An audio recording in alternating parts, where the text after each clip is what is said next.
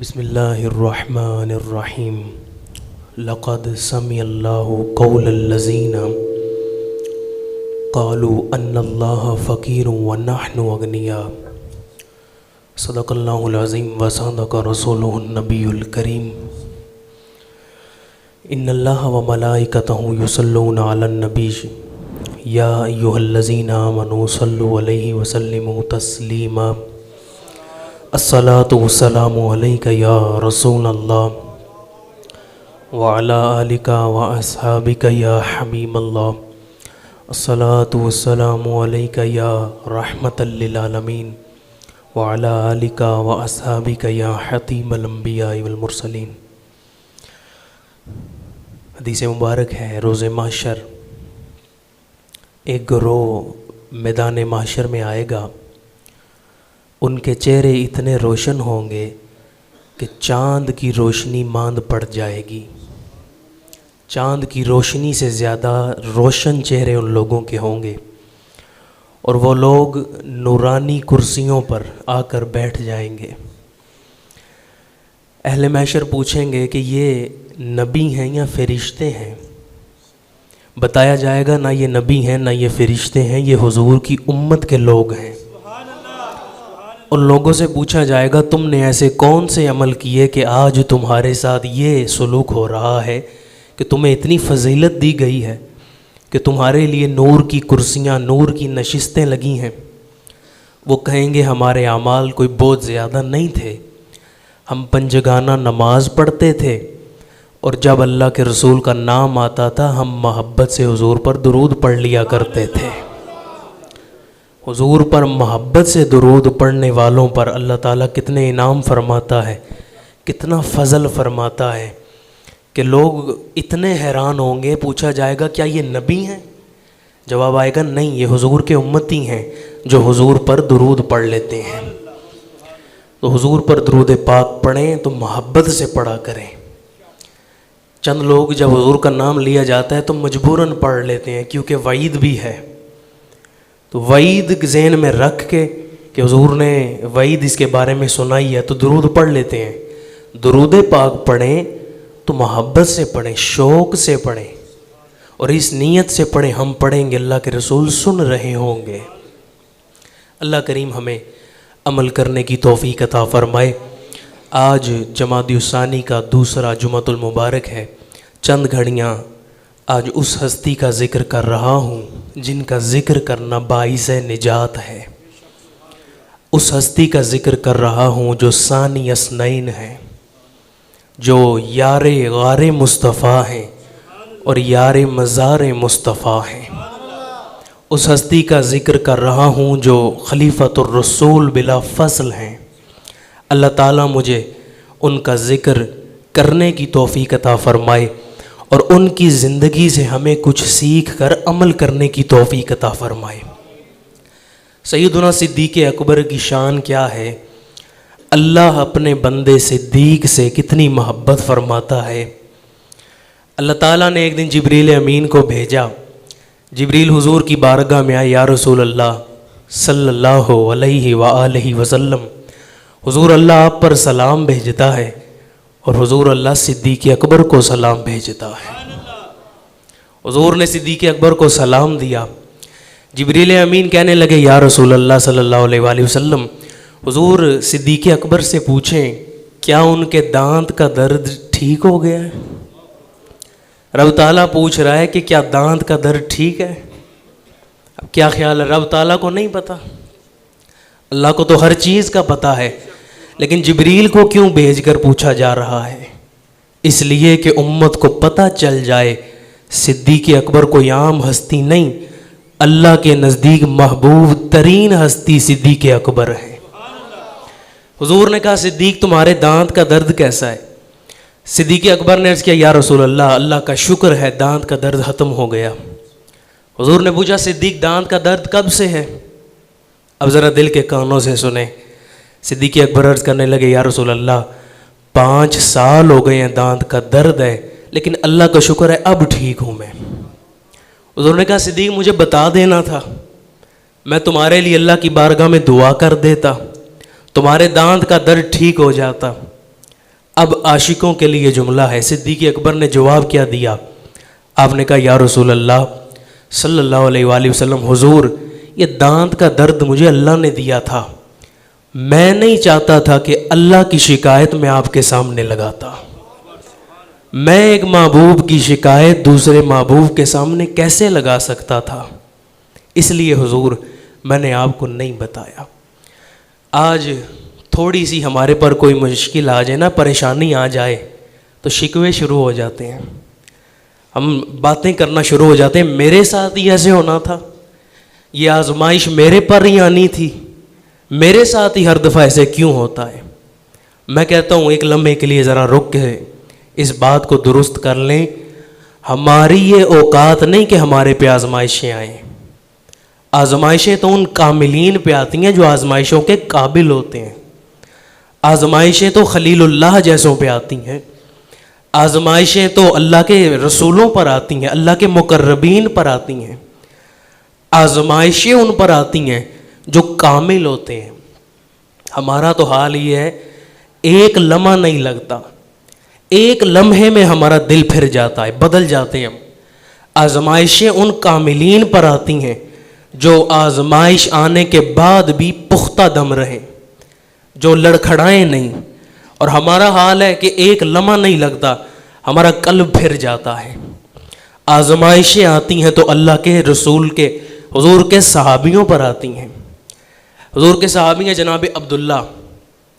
آپ نماز کے لیے آتے تو تاخیر سے آتے، لیٹ آتے، اور نماز پڑھ کے جلدی چلے جاتے. اللہ کے رسول صلی اللہ علیہ وآلہ وسلم نے ایک دن بلا لیا، عبداللہ بات سنو. صحابہ بیٹھے ہیں، جناب عبداللہ آئے. حضور نے پوچھا عبداللہ تم تاخیر سے آتے ہو، لیٹ آتے ہو، اور نماز کے بعد فوراً چلے جاتے ہو، دعا کر کے تم اٹھ کے چلے جاتے ہو، کیا وجہ ہے؟ اب یہاں ایک بات یاد رکھیں، حضور جانتے ہیں. سوال عدم علم کی دلیل نہیں ہے. یہ نہیں کہ حضور کو پتہ نہیں تھا، حضور جانتے ہیں. لیکن حضور نے سوال کیوں کیا؟ اس لیے شارحین کہتے ہیں کبھی کچھ عطا کرنے کے لیے سوال کیا جاتا ہے. سامنے والا جب خود نہ بتا رہا ہو تو اس سے اس کی حالت پوچھ لی جاتی ہے کہ کس حال میں ہو، یہ عمل کیوں کر رہے ہو، تاکہ وہ بتائے تو پھر اس کی مشکل کو حل کر دیا جائے. تو جناب عبداللہ سے حضور نے پوچھا عبداللہ تاخیر سے آتے ہو، جلدی چلے جاتے ہو، وجہ کیا ہے؟ جناب عبداللہ عرض کرنے لگے یا رسول اللہ صلی اللہ علیہ وآلہ وسلم، حضور غریب ہوں، حضور نوکری کرتا ہوں، ملازمت کرتا ہوں، دیہاڑی لگاتا ہوں، کچھ پیسے مل جاتے ہیں تو رات کو گھر میں چولہا جلا کے کچھ کھانے کا انتظام کر لیتا ہوں. اگر دیہاڑی نہ لگاؤں تو حضور بچے بھوکے رہتے ہیں. یا رسول اللہ اتنے پیسے نہیں پاس کہ کھانے کا بندوبست کیا جا سکے. اللہ کے رسول صلی اللہ علیہ وآلہ وسلم نے کہا ٹھیک ہے عبداللہ، یہ تو پتہ چل گیا کہ تم تاخیر سے کیوں آتے ہو، اس لیے کہ تم ملازمت پہ دیہاڑی پہ ہوتے ہو، لیکن جلدی کیوں چلے جاتے ہو؟ جناب عبداللہ عرض کرنے لگے، اب ذرا دل کے کانوں سے سنیے گا. آپ کہنے لگے یا رسول اللہ صلی اللہ علیہ وآلہ وسلم، حضور میری بیگم کے پاس بھی ایک چادر ہے اور چادر میرے پاس بھی ایک ہی ہے. حضور وہ بچوں کے ساتھ رہتی ہے تو اس کے بچوں کے ساتھ رہنے کی وجہ سے اس کے کپڑے ناپاک ہو جاتے ہیں. حضور میں جلدی جلدی نماز پڑھ کے گھر دوڑتا جاتا ہوں، اپنی چادر اپنی بیگم کو دے دیتا ہوں، اس کی چادر میں پہن لیتا ہوں، وہ میری پاک چادر پہن کے نماز پڑھ لیتی ہے، حضور اس لیے میں جلدی چلا جاتا ہوں. اللہ کے رسول نے کہا عبداللہ یہاں بیٹھ جاؤ. جناب عبداللہ بیٹھ کے اللہ کے رسول صلی اللہ علیہ وآلہ وسلم کے پاس ایک صحابی آئے. حضور یہ 2 اونٹ یہ سامان آپ کے لیے لایا ہوں، حضور یہ آپ کی خدمت میں. حضور نے کہا جاؤ عبداللہ جا کے وہ سامان اتار لو. جناب عبداللہ گئے، سامان اتارنے لگے، مہار پکڑی، سامان اتارنے لگے ہیں. صحابی نے عرض کیا یا رسول اللہ اونٹ بھی آپ کے ہیں، سامان بھی آپ کا ہے، صرف سامان نہیں اونٹ بھی آپ کے ہیں. حضور نے جناب عبداللہ کو کہا جاؤ عبداللہ یہ گھر لے جاؤ. اب جناب عبداللہ اس وقت زبان حال سے کیا کہہ رہے ہوں گے؟ اعلیٰ حضرت کہتے ہیں واہ کیا جود و کرم ہے شہ بطحا تیرا، نہیں سنتا ہی نہیں مانگنے والا تیرا، میں تو مالک ہی کہوں گا کہ ہو مالک کے حبیب، یعنی محبوب و محب میں نہیں میرا تیرا. اور فیض ہے یا شہ تسنیم نرالا تیرا، آپ پیاسوں کے تجسس میں ہے دریا تیرا۔ پیاسا ہونا بندہ تو دریا کی طرف جاتا ہے، اس کو دریا کی تجسس ہوتا ہے، وہ دریا کو ڈھونڈتا ہے، لیکن حضور کا کرم کیسا ہے؟ یہاں حضور کے کرم کا دریا پیاسوں کو ڈھونڈ رہا ہے۔ فیض ہے یا شہ تسنیم نرالا تیرا، آپ پیاسوں کے تجسس میں ہے دریا تیرا۔ جناب عبداللہ گھر گئے، اونٹوں کو باندھا، آپ کی زوجہ آئیں، پوچھا عبداللہ یہ اونٹ کس کے؟ کہا ہمارے ہیں۔ کہا ہماری تو اتنی بساط نہیں کہ اتنا سامان اور اونٹ خرید سکیں۔ آپ نے سارا واقعہ بیان کیا کہ مجھے اللہ کے رسول صلی اللہ علیہ وآلہ وسلم نے دیے، میں نے حضور کو سارا واقعہ بتایا کہ میں تاخیر سے کیوں آتا ہوں اور جلدی کیوں چلا جاتا ہوں، حضور نے مجھے یہ عطا فرما دیے۔ اب صحابیہ کا ایمان دیکھیں اور جواب سنیں۔ صحابیہ ناراض ہوئیں اور کہنے لگیں عبداللہ تم نے حضور کو یہ بتایا کہ ہم غریب ہیں؟ تم نے یہ بتایا حضور کو؟ کہنے لگی جی ہاں میں نے یہی بتایا کہ ہم غریب ہیں۔ کہنے لگی جاؤ جلدی واپس جاؤ اور یہ اونٹ واپس کر کے آؤ، اس لیے کہ اللہ نے ہمیں غریبی دی ہے، اللہ نے ہمیں کم رزق دیا ہے، اللہ کی رضا اسی میں ہے کہ ہم غریبی میں زندگی گزاریں۔ تم نے اپنی غریبی حضور کے سامنے کیوں ظاہر کی ہے؟ تم نے اللہ کی شکایت لگائی ہے حضور کے سامنے، جاؤ یہ واپس کر کے آؤ۔ اللہ کے رسول کی بارگاہ میں جناب عبداللہ آئے اور کہنے لگے یا رسول اللہ صلی اللہ علیہ وآلہ وسلم حضور مہربانی فرمائیں، حضور یہ آپ کسی اور کو دے دیں۔ یا رسول اللہ میں نہیں یہ رکھ سکتا۔ حضور نے پوچھا عبداللہ تم کیوں نہیں رکھو گے؟ اب جناب عبداللہ عرض کرنے لگے یا رسول اللہ میری بیوی کہتی ہے کہ تم نے حضور اللہ کی شکایت حضور کی بارگاہ میں لگائی ہے، تم نے اپنی غریبی کا اظہار کیوں کیا ہے؟ حضور نے فرمایا عبداللہ جب میں کسی کو کوئی چیز دے دیتا ہوں تو واپس نہیں لیتا، اس لیے کہ میری عطا میں رب کی رضا شامل ہے، دیتا اللہ ہی ہے، تقسیم میں کر رہا ہوں۔ اعلیٰ حضرت کہتے ہیں رب ہے معطی، وہ ہے قاسم، رزق اس کا ہے کھلاتے یہ ہیں۔ رب ہے معطی یعنی رب دینے والا ہے، یہ ہے قاسم یہ تقسیم کرنے والے ہیں۔ تو اللہ کے رسول کے صحابہ کی سیرت کیا ہے، کتنی مشکلات آ رہی ہیں ان پر، لیکن ان کا ایمان اور ان کا عشق کیا ہے، وہ اپنے ہم تو آج شکوے شروع کر دیتے ہیں، وہ لوگ کیسے ہیں کہ اپنی غریبی کا بھی اظہار نہیں کر رہے ہیں۔ تو جناب صدیق اکبر نے عرض کیا یا رسول اللہ صلی اللہ علیہ وآلہ وسلم حضور میں نے آپ کو اس لیے نہیں بتایا کہ حضور مجھے بیماری اللہ نے دی اور میں اللہ تعالیٰ کی شکایت نہیں آپ سے لگانا چاہتا تھا۔ یہ صدیق اکبر کی اپنے رب سے محبت ہے۔ اب رب کی صدیق سے محبت دیکھیں۔ اللہ کے رسول صلی اللہ علیہ وآلہ وسلم کو زکوٰۃ کا حکم دیا گیا کہ اتنے مال پر اتنی زکوٰۃ اللہ کی راہ میں نکالی جائے۔ حضور نے صحابہ کی ڈیوٹیاں لگائیں کہ الگ الگ علاقوں میں جائیں، فلاں فلاں بستیوں میں جائیں اور جا کر پیغام سنائیں کہ اللہ تعالیٰ حکم دے رہا ہے زکوٰۃ کے لیے پیسے نکالیں، مال نکالیں۔ صحابہ مختلف علاقوں میں گئے، جا کر پیغام سنایا۔ صدیق اکبر کی بھی ڈیوٹی لگائی گئی کہ فلاں بستی میں جائیں اور جا کر یہ پیغام سنائیں۔ سیدنا صدیق اکبر گئے، ساتھ کسی کو نہیں لے کے گئے، اکیلے گئے اور جا کے ایک بستی میں پیغام سنایا کہ اللہ تعالیٰ نے زکوٰۃ کا حکم دیا ہے تو زکوٰۃ اللہ کی راہ میں نکالی جائے۔ اس علاقے کے اس بستی کے سربراہ نے جب یہ بات سنی، اس نے کہا صدیق کوئی کرنے والی بات کریں، بھلا اللہ کو ہمارے مال کی کیا ضرورت ہے؟ اللہ تو دینے والا ہے، وہ ہمارے سے مال کیوں مانگ رہا ہے؟ اگر اللہ ہمارے سے مال مانگ رہا ہے پھر تو اللہ مانگنے والا ہوا اور ہم دینے والے ہوئے، اللہ فقیر ہوا ہم غنی ہوئے۔ اتنی بات کرنی تھی کہ صدیق اکبر نے غیرت ایمانی کی وجہ سے تھپڑ دے مارا۔ آپ نے اس کے منہ پر تھپڑ مار دیا۔ اب وہ سردار تھا، اس نے جواب کوئی نہیں دیا۔ وہ آ گیا مدینہ منورہ حضور کی بارگاہ میں، یا رسول اللہ صلی اللہ علیہ وآلہ وسلم حضور آپ کے غلام ابو بکر صدیق نے میرے چہرے پہ تھپڑ مارا ہے۔ حضور ابو بکر سے پوچھے انہوں نے مجھے تھپڑ کیوں مارا ہے؟ صدیق اکبر حاضر ہوئے، پوچھا گیا صدیق تم نے تھپڑ کیوں مارا؟ یا رسول اللہ میں نے تھپڑ مارا ہے لیکن اس نے میرے سامنے میرے رب کی گستاخی کی ہے۔ حضور اس نے رب کو فقیر کہا اور اپنے آپ کو غنی کہا، میں نے اس لیے اس کو تھپڑ مارا۔ اس سردار نے انکار کر دیا، اس نے کہا میں نے نہیں یہ لفظ کہے، میں نے اللہ تعالیٰ کی بارگاہ میں یہ الفاظ نہیں کہے۔ اب حضور صاحب شریعت نبی ہیں، دلیل کی ضرورت تھی، گواہ کی ضرورت تھی۔ جب تک گواہ نہ ہوتا حضور کوئی فیصلہ نہیں سنا سکتے۔ حضور خاموش ہیں اس لیے کہ کوئی گواہ پیش کیا جائے۔ صدیق اکبر سے پوچھا گیا صدیق کوئی گواہ پیش کریں، اگر آپ کے پاس کوئی گواہ ہے تو گواہ لے آئیں۔ صدیق اکبر نے عرض کیا یا رسول اللہ صلی اللہ علیہ وآلہ وسلم، حضور اس وقت اس کے غلام اس کے پاس تھے، انہوں نے یہ بات سنی ہے، لیکن حضور میرے ساتھ کوئی نہیں تھا۔ اگر اس کے غلاموں سے پوچھا جائے وہ میرے حق میں گواہی نہیں دیں گے۔ یا رسول اللہ میرے پاس گواہ کوئی نہیں موجود۔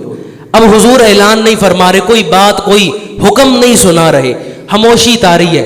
اللہ تعالیٰ نے جبریل امین کو حکم دیا، اے جبریل آج سدرہ پہ بیٹھ کے محو عبادت ہونے کا وقت نہیں ہے، آج صدیق اکبر کی عزت کی بات ہے، آج ایک سچے کی سچائی کی بات ہے، آج ایک صادق کی صداقت کی بات ہے، آج صدیق اکبر کی ناموس و عزت کی بات آئی۔ رب تعالیٰ نے جبریل امین کو حکم دیا، اے جبریل جا دوڑتا جا محبوب کی بارگاہ میں جا کے صدیق اکبر کے حق میں گواہی دے، اور قیامت تک کے لیے یہ گواہی قرآن مجید میں شامل فرما دے، لقد سمع اللہ قول الذین قالوا ان اللہ فقیر ونحن اغنیاء۔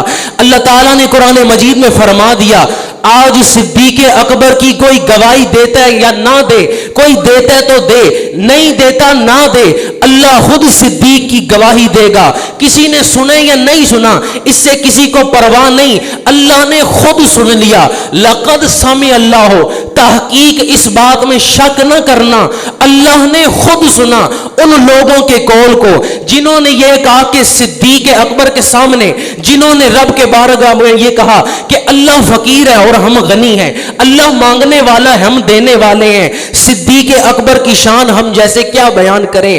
آج جب عزت صدیق کی باری آئی، آج فرشیوں میں سے کوئی گواہ رب نے نہیں دیا، آج عرش کا مالک گواہیاں دے رہا ہے۔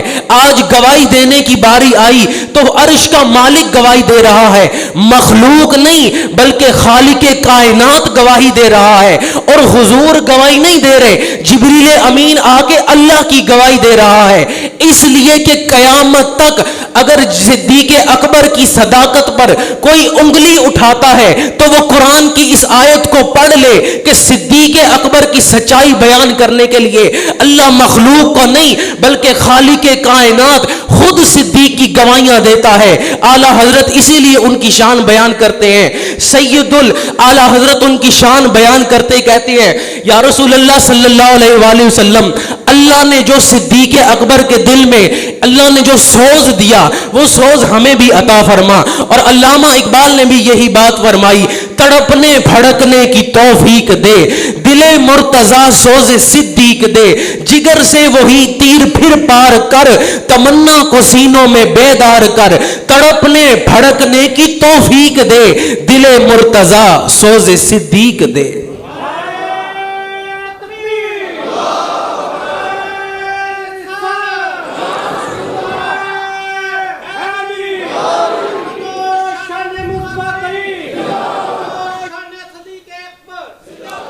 علامہ اقبال کہتے ہیں تڑپنے پھڑکنے کی توفیق دے، دل مرتضیٰ سوز صدیق دے۔ جب قلب صدیق اکبر میں ایسا سوز ہو اور ایسا عشق ہو تو پھر رب کائنات بے پرواہ ذات جس کو کسی کی پرواہ نہیں ہے وہ خود گواہیاں دے رہا ہے صدیق اکبر کی۔ میں آپ کے سامنے بیان کر رہا تھا کہ سیدنا صدیق اکبر کے قلب میں جو محبت الہی تھی اور جو اللہ کے رسول کا عشق تھا، رب تعالیٰ اس عشق کے بدلے میں یوں تو اللہ تعالیٰ قیامت کے دن ان کو اجر عطا فرمائے گا، لیکن دنیا میں بھی اللہ تعالیٰ صدیق اکبر کے حق میں گواہی بھیج رہا ہے۔ یہ صدیق اکبر کی شان ہے اور یہ فضیلت اللہ تعالیٰ نے انہیں عطا فرمائی۔ علامہ اقبال کہتے ہیں تڑپنے پھڑکنے کی توفیق دے، دل مرتضیٰ سوز صدیق دے، جگر سے وہی تیر پھر پار کر، تمنا کو سینوں میں بیدار کر۔ اللہ تعالی ہمیں وہی عشق عطا فرمائے، اور سیدنا صدیق اکبر کو جو عشق کی حلاوت نصیب تھی، اس کا کچھ حصہ، اس عشق کا کچھ حصہ، ایک قطرہ ہی اللہ تعالی ہمارے قلوب کو بھی عطا فرمائے، اور اللہ تعالی ہمیں ان اللہ والوں کے نقش قدم پر چلنے کی توفیق عطا فرمائے۔ سیدنا صدیق اکبر کا ایک قول سنا کر میں اپنی گفتگو ختم کر رہا ہوں۔ سیدنا صدیق اکبر نے فرمایا، آج ہم لوگ بزرگوں کا ذکر کرتے ہیں یا محافل میں آتے ہیں تو یہ سمجھتے ہیں کہ ہم جنتی ہو گئے ہیں۔ یہ عموم لوگوں کے ذہنوں میں ہوتا ہے کہ لوگ سمجھتے ہیں کہ ہم اگر کسی محفل میں آ گئے یا ہم نے کوئی 2-4 باتیں کر لیں یا 2-3 نمازیں پڑھ لیں تو ہم کامیاب ہو گئے۔ صدیق اکبر کیا ایمان کیا ہے؟ آپ کیا فرماتے ہیں؟ آپ کہتے ہیں اگر میرا ایک قدم جنت میں ہو اور ایک قدم جنت سے باہر ہو تو میں پھر بھی اپنے رب سے ڈروں گا کہ وہ کہیں مجھے جہنم میں نہ بھیج دے، اور اگر میرا ایک قدم جہنم میں ہو اور ایک قدم باہر ہو تو پھر بھی میں اپنے رب سے امید رکھوں گا کہ وہ مجھے جنت میں بھیج دے۔ وہ لوگ تو جنتی ہیں، ان کے بارے میں تو حضور کی حدیث ہے، وہ تو جنتیوں کو داخل کرنے والے ہیں۔ ایک حدیث مبارکہ میں ہے کہ سیدنا صدیق اکبر کو روز محشر چابیاں، جنت کی چابیاں عطا کی جائیں گی، جس کو صدیق چاہیں گے صدیق اس کو داخل فرما دیں گے۔ اور حدیث مبارکہ آپ نے سنی کہ صدیق اکبر کے لیے جنت کے 8 دروازے کھلے ہوں گے۔ تو وہ تو جنتی ہی ہیں، اس میں تو کوئی شک ہے ہی نہیں، لیکن ان کا ایمان کیا ہے؟ وہ ہمیں کیا سکھا رہے ہیں کہ اگر میں ایک قدم میرا جنت میں ہو اور ایک کا باہر ہو پھر بھی میں اپنے رب سے ڈرتا رہوں گا۔ آج سید المتقین کا ذکر ہم نے کیا ہے۔ سید المتقین سیدنا حضرت ابو بکر صدیق رضی اللہ تعالیٰ عنہ، ان کی زندگی سے یہی پیغام ہم نے لے کے جانا ہے اور یہ سیکھنا ہے کہ انشاءاللہ ہم اپنے رب سے ڈرتے رہیں گے۔ اگر بندہ اپنے رب سے ڈرتا رہے، تقویٰ کو اختیار کر رکھے، تقویٰ کو سمجھ لے تو بندہ گناہوں سے بچ جاتا ہے اور بندہ اپنے رب کے قرب میں چلا جاتا ہے۔ اللہ تعالی ہمیں عمل کرنے کی توفیق عطا فرمائے۔ وآخر دعوانا ان الحمد للہ رب العالمین۔